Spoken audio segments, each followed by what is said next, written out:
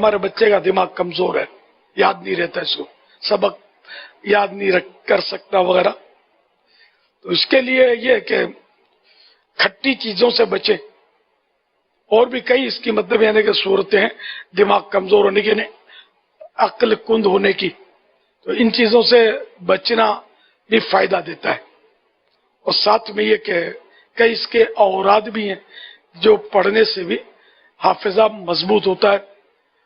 اب یہ کہ چھوٹا بچہ ہوتا ہے یہ خود تو پڑھ نہیں سکتا، اس پر دم کرنے کا بھی طریقہ ہوتا ہے، میں وہ بھی عرض کرتا ہوں انشاءاللہ۔ اور بڑا جو ہے وہ پانچوں نمازوں کے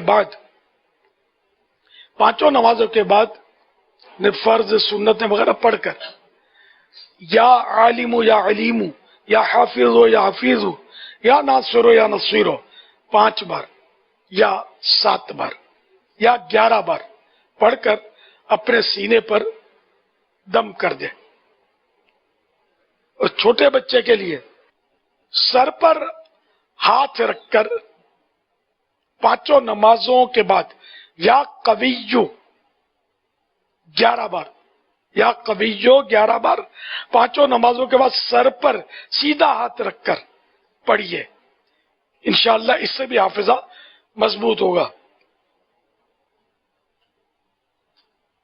رات کو سوتے وقت یا ذل جلال والاکرام 3 مرتبہ پڑھ کر باداموں پر دم کیجئے، 1 بادام اسی وقت، 1 صبح نہار منہ یعنی خالی پیٹ، اور 1 دوپہر کے وقت کھائیے۔